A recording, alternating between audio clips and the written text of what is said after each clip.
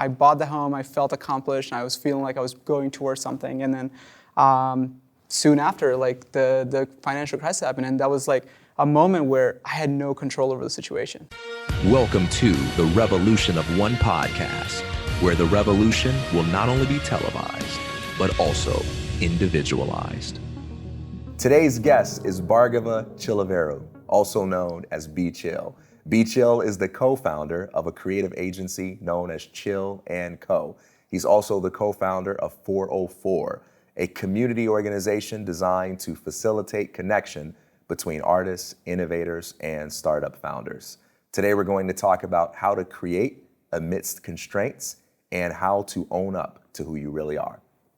Thanks for joining me, B. I appreciate you having me here, TK. One interesting thing about your story is that you have this fascinating juxtaposition of accomplishment and difficulty all at the same period of your life. At 23, you had a big day where you bought your first house, but then you almost immediately went under because of the crisis in 2008. Walk me through that. So, I don't know, I started working when I was about 15 and just random little things. And then I freelanced like most of my college career, and I had a job right away. One semester I took 18 hours and I was still, working, and I just worked a lot and thinking and I even stayed at my parents' home and trying to save up, and I was doing everything right to buy this home. And to me, that was a really big thing. But I just, as soon as that, I bought the home, I felt accomplished, and I was feeling like I was going towards something. And then soon after, the financial crisis happened, and that was a moment where I had no control over the situation. My initial thought was, I'm 23, I'm gonna buy this, it's gonna go up in value, just being positive about it, and I'm gonna sell it in a couple of years, move to wherever. And the fact that I was stuck there for 5 years because of somebody else's, somebody in New York made some decisions that I have no idea about, and my house was worth half of what I paid for it, and all this kind of crazy stuff that actually I just didn't even comprehend it. I think that's where a lot of my mental struggles started. I just kind of started shying away from the situation, just not even looking at what the house was worth and all this kind of stuff, and just kind of going more and more into my cocoon, and that's really where the kind of a depression kind of a feeling started. But I think, when I got out of it, we were very calculated in how we handled that. And I think it really just helped us figure out our next steps when we were about to buy our next house. And everything was a lot more calculated. And I think, we definitely took some lessons away from it.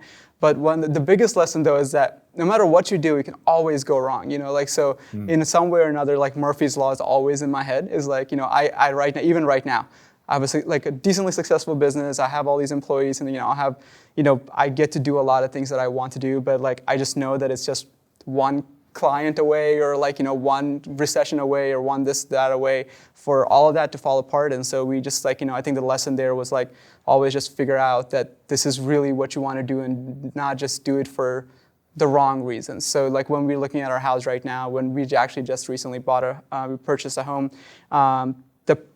the intention was not to be investment property. It wasn't an investment property. It's going to be, even if something goes wrong, we're going to make the money to live here for the next 10 years. And, that was kind of the lesson that we took away from the first one. And I think everything worked out at the end. The equity was there, or it went away, but it came back slowly just because we held on to it. We were calculated about it, and, I think it worked out. I can imagine some people listening to you say, you're always just one mishap away from losing it. And they can say, oh my gosh, well, why is anything worth pursuing? That sounds really scary. How do you cope with that awareness? I think there's definitely that. I think especially folks that struggle with mental health and depression and anxiety, I think are more prone to being negative, and they're gonna think more negatively. But I think positive things don't happen until you take chances. I think it's a lot of risk involved. There's a lot of risk in business, in entrepreneurship, and just in life in general. Everything is risky. I think but at the same time, you have to just jump and do things to be able to see what comes out of it. I always just say, I try to use this metaphor of just make sure you have a parachute before you jump. Whenever somebody comes up to me and asks me hey, what'd you do right before you split off and did this and this, and I was and they start talking to me and they come back another year and they're in the same position. And to me, I'm just like, listen, just pack a parachute, figure out, like, just have like a runway, have maybe a 6-month runway, and like have all these kind of things, and just have a plan, and then just jump. You have to jump at some point, because there's never going to be the right moment, never going to be this like aha moment where like, hey, somebody's going to come tell you, you have to do this kind of thing. And nobody's ever going to give you anything either. You know, like, you kind of have to make this decision, especially in like the world of entrepreneurs. Like, you kind of have to make this decision, like, knowing that the moment's right. The other thing too is just we have fail safes now. Like, I think when we first started, like, we just kind of did it in a very abrasive way, and there was a lot of we were brash about it. We were just kind of did it. We didn't really think much about it. Some of it was just stupidity. Some of it was ignorance. Some of it was just like what we went through at that time, and we were just young. But now we have savings. We have this. Like, so everything's a lot more calculated now. And I think that just comes over time. Like, one thing that's about business that I think I really had to learn as I went through it was that it takes patience, and it takes compounding interest is what they call it. Like, the equity builds up, like, you're able to do more with your money, and the more you save, the more like you're building up. We have assets now, like, where we can, we have computers, cameras, like, just everything that we currently have, all of that kind of gave back to us. And I think over time, business changes, and I think like it adds value. So that's a lesson that we learned, as we went through it, for sure. Yeah, there's a lot of wisdom in everything you just said. One of the things that jumps out at me is this idea that no one's going to give you anything. And that's a tough one, but it's not saying that you're never going to have arguments that people should give you things. Yeah. It's just saying, hey, as a matter of reality, nobody's actually going to do it. And so if you don't make it happen, it just won't happen. Yeah. Now, is that a mindset you always had, or was there an experience that crystallized that, that awareness for you? Tim Ferriss is like a really big influencer in my life. Like, I read The 4 Hour Work Week. I've like kind of dabbled in like Tribe of Mentors and all these kind of books. And one of the quotes that he puts out there that he referred to a lot that really affected me, and that's where I really think it started making a difference, is like, life rewards those with a specific ask and punishes those with a vague request. Don't quote me on that, but it's something along those lines. And I think that really solidified that, like, I really need to start asking for things rather than just like expecting to be given things. Obviously, I learned this through action as well. Like, I think, I did go through this transformation probably about 2 years ago when we found out we were pregnant with our daughter. I became a businessman. Right before, I really think I was just a content creator or an artist, And when I was in that mode, I would think that a lot. Like, why aren't they just approaching me? Like, they're right here. Like, why aren't they approaching me to ask me to do this? Man, I deserve this. Like, look at this. Like, I got this award. Like, how come nobody's like coming to me and like offering me these campaigns and this and that? Well, what did this guy do? Why is he getting? It's because he asked and I didn't. And I think that's a huge lesson that I learned over time. And I think people, even right now, even my friends, I think some of them are still stuck in this like artist, ego mode where like they just think that things should be given to them because of their talent. But honestly, the smart, like the more successful people I know aren't necessarily the most talented people I know. They just know how to ask for the right things and be calculated and approach things with a strategy. And I think that really makes a big difference. And the artists that I know that are really successful, that don't know how to do that for themselves, have found somebody that's a partner that does it for them. And I think my wife is that partner for me, is where she pushes us to kind of do that stuff and make sure that we're in the right positions in the right time. And she pushes us to, ask for stuff. So for me, when I was in high school, Yeah. I had a lot of friends at school. Yeah. So we sit in the cafeteria, we joke around, we'd have a good time talking about sports. And then, let's say the week would go by, I show up to school next Monday, and all my friends are talking about these awesome parties that they went to on the weekend. And I'm so confused by this. I'm like, why didn't anybody invite me to the party? Yeah. Clearly we're friends at school Yeah. and you guys like me, but no one invited me to the party. Yeah. And I had this sort of silent resentment over that for at least a few months. Yep. And then one day I just decided, you know what? I'm gonna invite myself and ask about the parties, Yeah, right? yeah. And so I did that and no one objected. Yeah. I said, hey, any parties this weekend? Yeah. And they'd be like, yeah, we're gonna do this and that. Yep. Can I go? Yep. Yeah.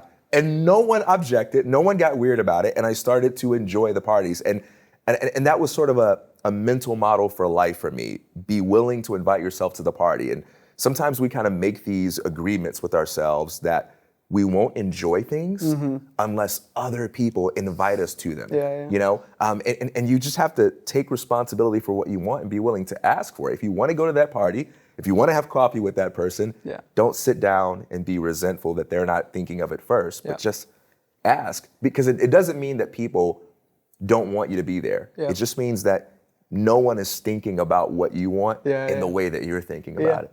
Absolutely. I think, you know, there's it's a mixture of that, and also just like the formula of like luck is just opportunity meets preparedness. Like, I think a lot of for us is like trying to put ourselves in the right position at the right time. Like, we decided to move to in-town Atlanta near the Beltline right before it started happening and this and that. Like, I think that brought a lot of opportunities by itself. Like, I think it is like, you know, trying to make sure that you are setting yourself up to be in the right position for somebody to ask you if they were going to ask you, right? But yeah, absolutely. Like just being willing to just get out there. And for me, it's like really hard. I'm a really big introvert, and I think between my wife and I, like, she's the extrovert and I'm the introvert. So for me, it's really hard to do that. But I think over time I've just kind of practiced and it's just gotten easier to be out in front of people, talk to people, be more comfortable to do this. You know, like, all this is really hard for me naturally, but I think what a lot of people don't take into account is practice. Like, all of these things are skill sets that you just have to practice. Even like, if Michael Jordan didn't like just play basketball until he was like, you know, 25 or whatever, and he just picked up a basketball and tried, he wouldn't be that, you know, he wouldn't have been Michael Jordan. It was because of practice, you know, it just takes practice. So even if you're the best at something, you're just gonna have to practice. I think Jimmy Fallon says that he gets butterflies before he goes out every day. I'm like, man, you do this every day and you're still, and that's just a matter of fact. Like, you're still gonna have difficulty, and that's something that a lot of people just kind of miss completely. Is like, yeah, this is still gonna be hard at some point, but you know what? The rewards you get from it are gonna be just as rewarding. Yeah, you know, there's a stand-up comedy club in Manhattan Beach, and it's called the Comedy and Magic Club. And one of the best kept secrets about this place is that every Sunday, Jay Leno performs there. Oh, wow. And it's not crazy. You can pretty easily get tickets and go see Jay Leno. And he's been doing this for years. And one of the reasons he says he does it is because he wants to stay anchored in that commitment to practice. He never wants to get to a point in his life where he feels like, oh, I'm Jay Leno.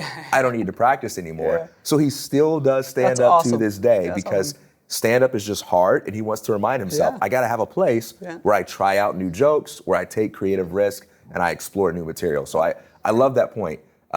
You mentioned that your wife is an anchoring force for you. How long have you been married? And tell me a little bit about her.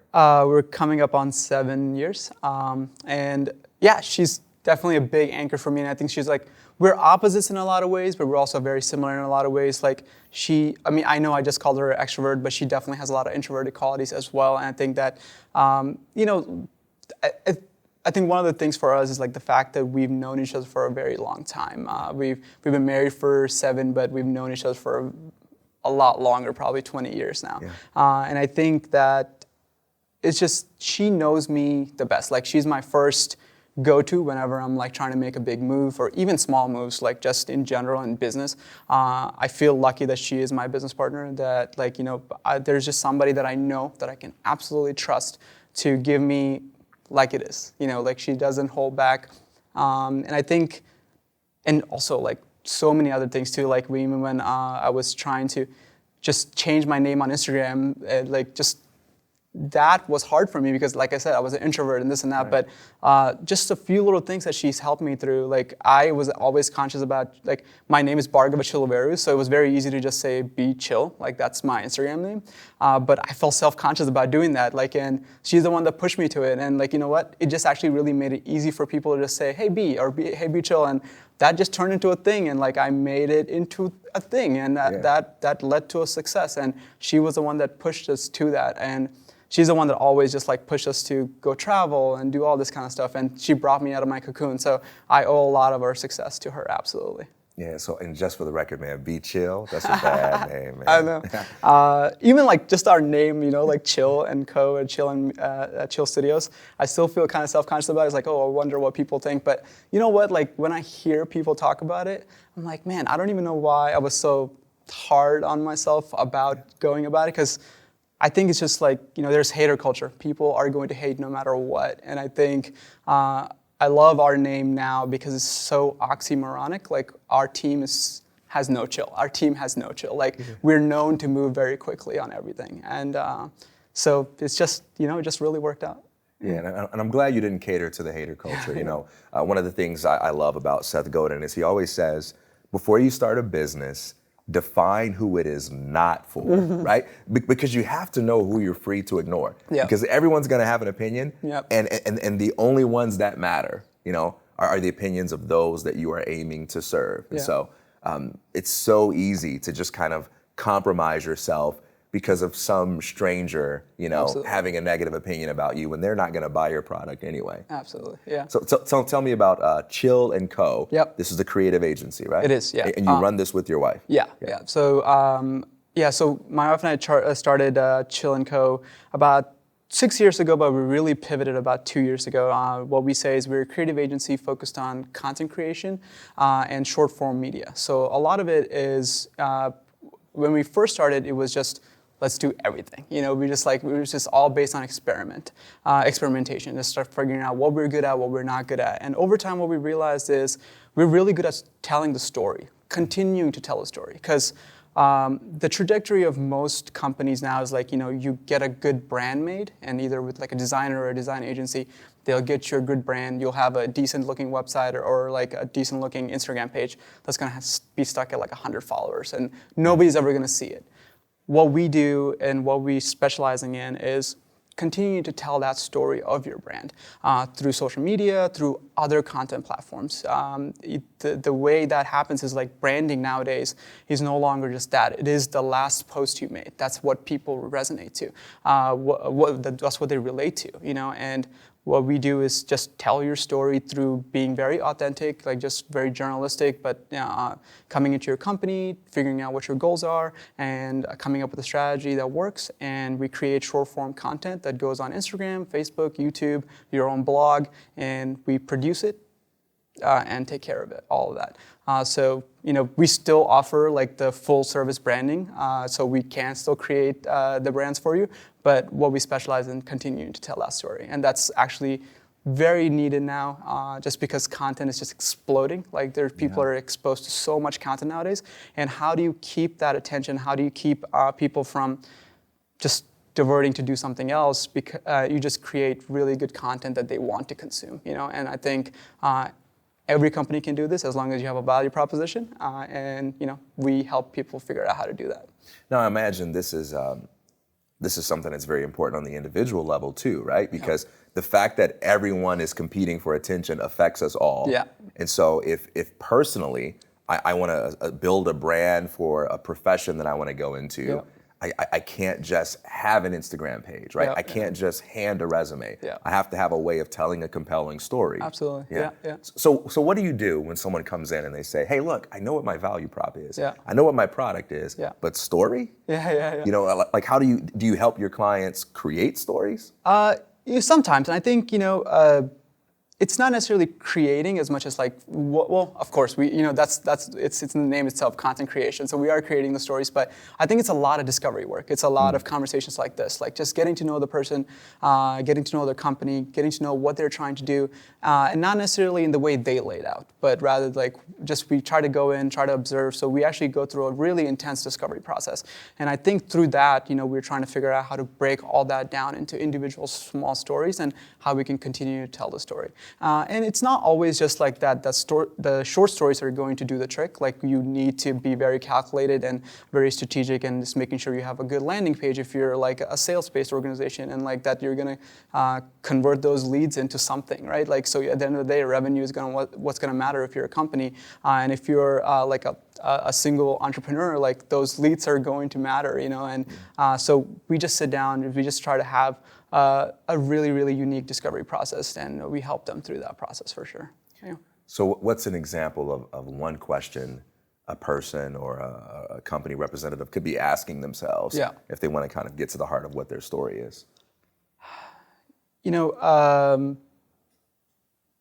Honestly, like, what makes me different? What can I offer that's going to make my target audience's life better? I think that is the single most thing that everybody's looking for right now, is that how can this, whatever this person is, like this account is that I'm running into on Instagram, how does this enrich my life?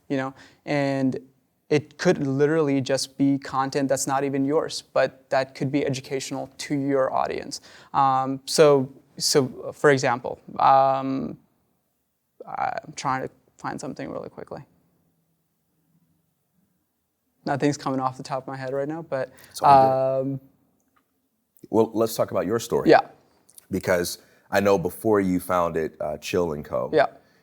You and your wife kind of had this period of depression. Yeah. You were working good jobs. Yeah. Outwardly, you had these respectable careers, but you weren't really fulfilled. Yeah. And you both knew that you felt trapped in your jobs. Walk me through what you were doing at this time and how you processed and how you got free. Yeah. So, both my wife and I actually took a pretty non-traditional route for being Indian. So both of us are Indian, and traditionally Indian folks either go into, being a computer programmer or a lawyer or a doctor, and that's where like the expectations our parents had for us or like our community had for us, kind of thing. And I went into marketing, and my wife went into teaching. So but although that was satisfying in itself, I think one of the other things that just kept happening after we graduated was we just kept comparing ourselves to all the other people that were making money or being successful in their fields in that way. But money was such a big anchor to it, right? But I think that is really what was the original motivation for us to like start thinking about what else we could do, is like, oh, look, these people are making money and this and that. But as we started going through that journey, I think it really changed to, we need to be happy, because happiness is more important than money. It's like my goals have switched from wanting to make a lot of money to wanting to just be content and be happy in life. And I think that came through just our journey of like losing weight and trying to just be healthier. And I think when we ended up doing that, what we realized is good habits can lead to that, and good habits with managing your money, just making sure that things are safe, are going to be just as valuable as having a whole bunch of money. Because I think you can read so many different studies that say like after like about 70 grand, or I think depending on what city you live in, but after a certain amount of income, your life doesn't dramatically shift that much. You will make a certain amount of money, and like everything else is just like kind of gravy. And if you think about like how the world is right now, and like the fact that there's reports out there that say like the world's not even going to be around after 2050, and we have a daughter, like our perspective completely changes. Like I want the world to be a better place, and for that to happen, like we have to just change the way we think. And I think a lot of that is like, I want us to be happy, and I want our daughter to be happy. I want my community to be happy. I want my team to be happy. So we put a lot of effort into just making sure all those things are happening, even with our own team. We just all our thought process kind of has that as our anchor right now. And tying that together with what you said about the importance of risk earlier, your story is a very good example of how you have to sometimes go back in order to go forward. Yeah. Because you had respectable jobs, and although you're arriving at this place philosophically where you're like, okay, happiness is more important than money, you had the money, and you're going to have to actually be tested on that, right? You got to give up some money in order to create this happier life. Was that tough for you? Definitely. We did have decent jobs. We were making money, and I was freelancing on the side too. So we were making a good amount of money, and that's how I was able to buy the house I did when I was 23. But giving up was a huge part that a lot of people don't recognize in our journey. Like when people see us have like success or whatever, and they see that.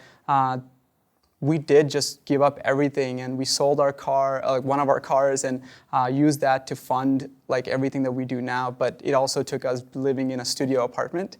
It took us like just giving up going out to eat. We didn't go to bars. So for a few years, like our lifestyle completely went from just like doing what we wanted to just focusing on the basics. And I think that it really, created discipline. Like even right now, we try not to do a lot of that stuff, and sometimes we're spoiled, and sometimes we do end up doing it. But whenever we end up looking at our numbers, we're like, no, like we got to go back to these basics that we learn. And the way we approach our business is actually very similar to the way we approach like our health journey, or like getting healthier kind of a journey. Is like you can try all these different diets, but like what really caused a big difference was good habits. And I think that's the same thing with business. Is like you can go out and try to get like really quick business, especially when you're in like a service-based industry, but making sure that you're doing it the right way, trying to find the right clients and the right relationships, all that kind of stuff matters a lot more over like the long term, because that's what matters. Again, like when it comes to happiness, that's what matters. Like just making sure that you're working with the right people and you're making money the right way, and that's going to lead to bigger and better things. You reference good habits. Speaking of good habits, you lost 75 pounds, and you've kept it off for longer than a year, right? Yeah. Oh, yeah, a lot, like about 6 years now. Yeah. You've kept it off for 6 years. Yeah. What led you to say, I got to cut this weight, and how have you been able to sustain it? Originally, it was because like we got engaged, and we realized that like there was going to be a wedding, and like I think just like a lot of people, that's how we got started. Is we wanted to lose weight for our wedding, but just like I just mentioned, is we tried. We tried so many different things. So we tried Weight Watchers, we tried paleo, Atkins, CrossFit, boot camp, personal training, like just literally anything and everything in the book we tried. But they would all go up and they would all go down. Like we would lose the weight and we would just gain it right back, because diets fail. Like diets do not work over time. What we realized over time is that all of these had really good habits built into them. The way Weight Watchers like really tricks you into eating good food and just gives you points. Like it's just a positive reinforcement technique to just make sure that you're eating the right things. Tracking your calories is another thing that's really built into Weight Watchers. So taking that from there, taking like routines and habits and things like that from boot camp, and like just all these different things that are set up for you for success. At the end of the day, I think what we realize is routines really make a big difference. So I switched to completely like doing nothing but just like running and doing yoga after a while. The reason that really worked for me and that like helped me kind of keep things off is because I just made it a habit. I just woke up every single day and I went running, and that helped, rather than like a boot camp or a CrossFit thing where like I just didn't know when I would go and when I would go to a gym or like do any of the other stuff, but I knew that I could get up no matter what and go running. And that made a really big difference, because it was a routine that I built up over time. And very similar with my wife too. Like she just built up really good routines. And same thing with our food is like we try to still only have cheat days. Like we try not to splurge. We don't eat fried food. We try to eat like maybe only eat like heavy carbs once a week. The rest of the time we try to stay plant heavy, vegetable heavy, things like that. We don't say we're this or that. Like I don't say I'm vegan or vegetarian, this and that. I like the term flexitarian. I just took that on, just saying like I eat a salad like twice a week, and the rest of the time, yes, I may eat chicken, I may eat this and that, but my focus is trying to just be just as healthy as I can, like whenever I can. Because I think when you put that pressure, like you just end up losing. Yeah, I think that's right on the money. Something that I try to remind students of all the time is that personal development is not a religion. Yeah. It's about doing what works for you. I mean, I'll have people come to me just like panicked, and they'll say, well, Tim Ferriss says I need to wake up at this time, but I just heard Gary Vee say I need to work until this late. But who's right? It's like, well, how about you try one for 30 days, see how your body feels, see if that increases your productivity. And if it doesn't work, let's try something different. And I love that. You're not attaching yourself to a label. You're saying, I'm just going to attach myself to the outcomes I want to create, and I'm going to do what works. Absolutely. Yeah. Let's talk about when you were 13, your parents immigrated. You were born and raised in India. Your parents immigrated to the States. Yes. And I know that was a trying period in your life. And one of the things we've talked about is this felt pressure to be white. I want to talk about that. Where did that come from? How did that manifest in your life? Like, I think this is so deep. Like, there's a lot of layers here. I think even when we were in India, the media that we were exposed to that was more American, because in a way, like India is unique. Like it's one of the only other countries in the world where like they did have like huge like Indian media. So there was like Hindi shows, Telugu shows, like there were just like everything. But there were also some American shows that were either dubbed or just like sent over. And so we got a chance to watch like I Dream of Jeannie or, like tons of cartoons. So I grew up watching like, Tom and Jerry and like Bugs Bunny and things like that. Pink Panther, that was huge. So there were all these little things. But the shows that did come over, like I Dream of Jeannie and stuff like that, I think I was just kind of more exposed to white folks, and there were not that much diversity in the media that came over. So when we first moved here, I actually didn't even know there were African Americans that lived in, as many as African Americans as I came across here.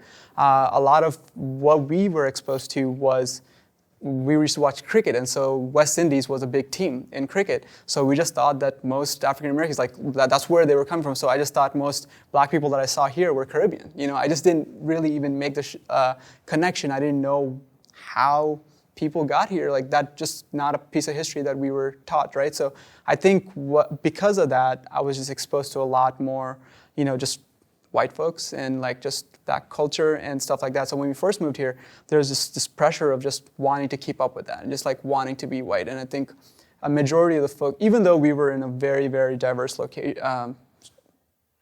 area, like actually we grew up around here actually, and that helped a lot in just being able to relate to different folks, but the prevalent culture was still like wanting to be kind of Caucasian in some way or another, and I think that added a lot of pressure in wanting to be somebody else. Over time, that just became wanting to be American, and like I would just like try to lose my. I think I lost my accent pretty quickly, but just like I would try to talk really fast. I would try to do this and that, and just at the end of the day, it just made me feel lost. I think this was even very, very recently. I wouldn't say I think we made a trip to India this February.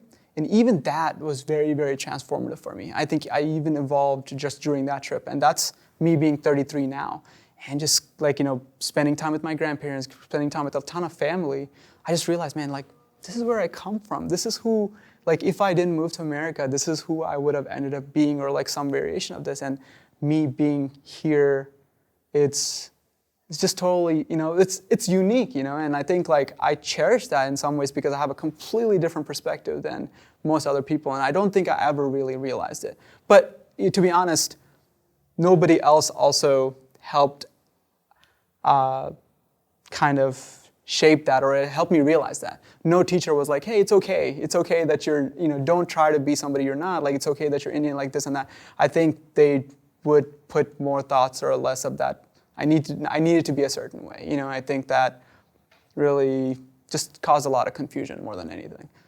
Yeah. When I was in 5th grade, we moved from the inner city Chicago, all black neighborhood where the only white people I saw were some of the teachers at my school, to an all white neighborhood. And it was just a completely different experience. It was a culture shock.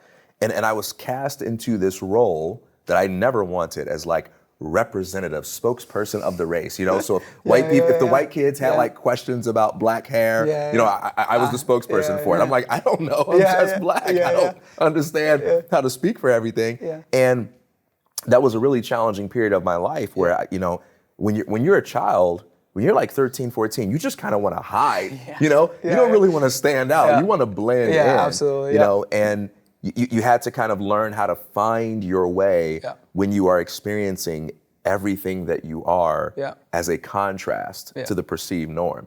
But I imagine even for people who never experienced that with race, they experience that with something else. One of the hardest things to do in life is to feel at home in your own body. To say, okay, this is what I look like. This is what I sound like. This is who my parents are.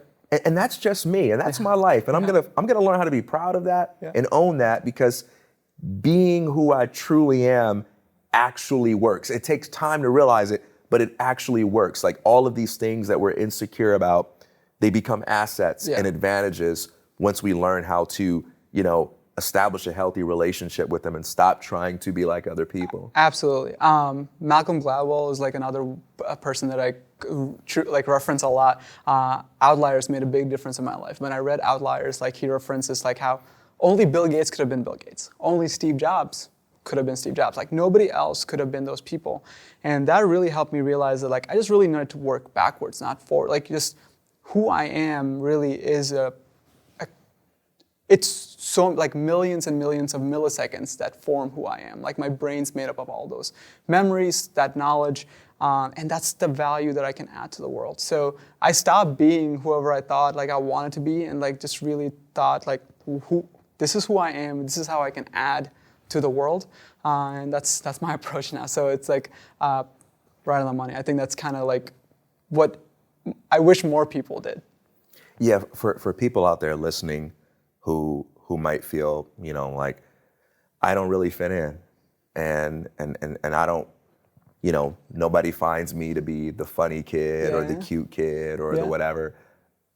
What advice would you give to someone who wants to find their way and feel at home? Look for communities, look for other things. And like, especially because this is going out to the internet, like there's going to be people that may not necessarily have that as an option locally, but like, the internet's there, and like you can meet different communities online, just try to be safe, but there are connections you can make online, but I think in real life makes a big difference. So I always say to people, just be really open to moving. Like even people that love Atlanta, as much as I love Atlanta, there are certain people that I come across, I'm like, maybe you should consider moving somewhere else, because like, I think that the world's such a big place, and then if you don't fit in a certain place, like I think there's other opportunities out there, other places out there for you to feel a certain way. Sometimes it's also just a good thing to just have a fresh start. Like you don't need to hold on to things. I think one thing that Facebook and like Twitter and just like social media in general has done is like it forces us to be in touch with our old lives. Like we're friends with like 800 people that we barely ever even talk to anymore, that have no impact on your life, no effect on your life. But we're connected to them, and they kind of remind you of who you used to be and like this and that. If that's like the majority of your life, you really got to start thinking in different ways. Like before Facebook or MySpace or any of those things, like you just lost touch with your high school friends, right? Like that never held you back, and people were able to evolve a little bit faster. I feel like if evolution has just kind of slowed down a little bit because you're just keeping up with your old life a lot more than you need to. So breaking off, and if you are lucky enough to live near a big city, trying to find communities using meetup.com, Instagram, and things like that, just to go out there, meet like-minded folks. I think that really makes a big difference. For me, it made a tremendous difference. I made so many friends through photography meetups that I relate to more than a lot of people, is because I think visual creatives think the same in some way or another, right? Like, so we all have like the same kind of anxiety, same kind of depressions maybe, but same kind of worldview. And that made such a big difference. Like, I'm not like, that doesn't mean that I don't value my friendships from years ago. I still do. They're really meaningful, and they're just a different type of friendship. And I think it's really, really valuable though for you to go find your community and to feel like you're part of something meaningful. Yeah, Seth Godin calls that finding your tribe. Yeah. It's interesting because when I look at people that, like yourself, people that are successful and have found themselves, these are people who have usually given themselves a chance to experience what it's like to be loved and appreciated by people that are not from back home. Yeah.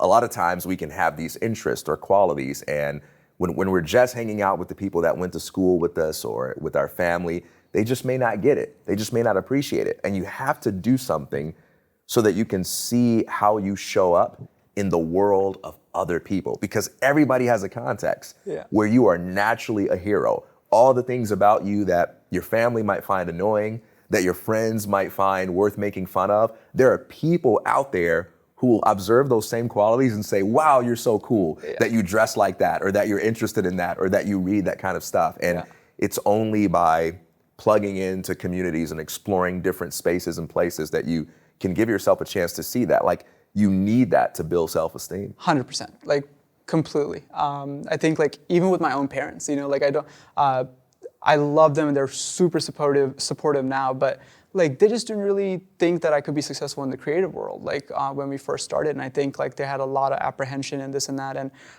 even as an artist, when I was trying to make it as an artist, like my first show, when I did my own solo show, like 300 people showed up. And when they were there, I think that definitely changed their mind. Like the fact that so many people just showed up just to come look at my art. And when I showed up on a cover of a magazine, a local magazine, I think that made a difference. Like things like that, I think even with your own family, that, you know, they will support you no matter what. And I truly believe that my family will support me, like, you know, no matter what it is. It's just, sometimes it just takes a little bit of, you know, trying things in a different arena and like being successful there for them to come to that realization. Yeah. But there's also always going to be my, you know, I still sometimes, if I ever say, oh, you know, this may not be going right, my parents might still be like, you know, like, we can get you into like SAP or like doing something like that. I'm like, no, it's okay. This is all right. That used to be a lot more prevalent a couple of years ago, and I haven't heard that as much lately, but it definitely is there. With the stuff you say about community, Yeah. this isn't just theoretical for you. You are very actively involved in creating the kind of spaces Yep. that you're recommending other people explore. You're the co-founder of 404. Yep. And tell me a little bit about that. Yeah, so it's a little bit literal and a little bit figurative in the name itself. It's like 404 is our area code, Atlanta's area code, but it's also the error, like lost, what do you call it, error page. So it's kind of a mixture of both. It's for people that are lost in Atlanta is kind of what we say. It's our goal is to empower local creative culture, and it's specifically geared towards content creators. And that's like kind of a new term that hasn't really been around for that long. There's people like me. Like I never realized I was a content creator until very recently, because whenever people used to ask me about 3 years ago what I did, I'm like, yeah, so you know, I do design, I do photography, I do video, I do web, I do strategies, but that now has a name, and like that's the way I really see the world is moving towards, because devices are getting smaller, things are more easily translated. But at the same time, a lot of these folks that are interested in this don't necessarily have the right path. Like not all art schools are accessible to most people. And for me, I honestly just thought backwards, and I was like, what are the things that I could have used when I was growing up that would have made a huge impact in my life? And this organization really does that. So we hold monthly meetups, and that are like very relaxed. They don't. We try to have a goal maybe here or there. So we do a monthly meetup where people come, they hang out. So now that we have our own studio, that we hold them there sometimes, we get local vendors to sponsor it. So we have a local rental shop called PPR that lends us like all sorts of cool equipment. They brought like the latest and greatest cameras at our last meetup, and people were just excited to just try them out. And then we also collaborate with local artists and give them a platform to make streetwear and wall art, and it's like an actual website where people can go actually buy that stuff. And we share that revenue 50-50 with them, because this for us is not necessarily as much about the money as it is just giving these young artists and independent artists a platform for there to be something just great in Atlanta, you know. And it's also a new world. Like social media is new. Like I can't find somebody with social media experience, like a 10 years of social media experience, because it hasn't been around for that long. So a lot of that is also just us through our agency trying to empower this culture in our city, so we have more talent in the future when we grow to be able to get, to dip into. We actually have hired like a couple of people in our agency that have come through 404. It's just people that come out to the meetups, were interested in content creation, and they were just talented, and like it really, it's like a full circle for me. It's like, I'm trying to provide like a community that is really, really valuable to a lot of people, but at the same time, for our business, it's like, it helps because this is kind of the business we're in. We love doing this. This is our favorite subject, so let's teach people this favorite subject. I love that, man. I love that you have this side hustle where you can kind of express your philosophy of community and give back to other aspiring artists and innovators what it is you said was so beneficial to you in your journey. One last question for you. Yeah. You said earlier in the interview that when you had your first child, that took you from being a content creator to a businessman. Yeah. Explain that. We were just experimenting so much. We just jumped into anything and everything, and we would try all this kind of different stuff. We worked with nonprofits, startups, all this kind of stuff. But a lot of that was just kind of time wasted too. Like there was a lot of lessons that we learned, but we were just trying out so many different things that we just didn't have a focus. And I think the way to really become successful in business is to find your niche and try to create processes and scale the operation, right? So those are the basics of business. And I think for us, we were just like trying out a bunch of things and trying to figure out I think when we found out we were pregnant though, the money part of it became huge. We knew that we needed to support our baby, and I think that really just made us sit down, figure out like, this is our niche, this is what we figured out. We've experimented for 3-4 years now. Let's figure out through all those experiments, what are we the best at? How can we how can we make the most impact in the world? And we figured that out, and we've turned that into operation, and it's scaling. We've grown by 50% since this time last year. So things are going well because of that. But that focus really was necessary. Like, I don't think we could have probably just kept going like that forever if we didn't get pregnant, just trying out a whole bunch of different things. But, I think money is definitely huge when it comes to a child. They're expensive, but it's also, I think we just started thinking about our future more than anything. It's like, hey, this is like a momentous period right now. Like, we really need to just figure this out. And that just made us businessmen in the sense that we just came up with a better business plan. There was a plan in place, and there were strategies in place, and there were processes that we're building. And we love it. I love being in this position. I love building the processes that we're building right now for a new world, because what we do, honestly, not that many other agencies are doing right now even. Yeah, it can be so easy for creatives to feel like what they need the most in order to thrive is an absence of constraints, But you just said, we could have probably gone on like this forever, and it was the introduction of responsibility into your situation, right? That enhanced your intelligence and made you say, okay, we got to figure out a way to be more efficient, more profitable. And that constraint actually made you better. Yeah. Absolutely. I think even when we were working with clients and stuff like that, I think, a lot of creatives will say, yeah, I would love all the creative freedom in the world. But I don't actually think that, results in the best product. I think it's like, draw a box and then let us loose in there. I think that will create the best result, because having some constraints actually creates a lot better creative, I think. Yeah, well said. B-Chil, thanks for hanging with me, man. I appreciate you having me here. Thanks for tuning in to today's episode. If you'd like to follow our guest, Bhargava Chiluveru, on Instagram, you can check him out at instagram.com/b.chil. Also, follow us on Instagram, instagram.com/feeonline. Subscribe on YouTube, youtube.com/feeonline. And subscribe to our podcast on Apple Podcasts, Spotify, and Google Play via our website, fee.org/rev1. Don't forget to leave a review, and we'll see you next time.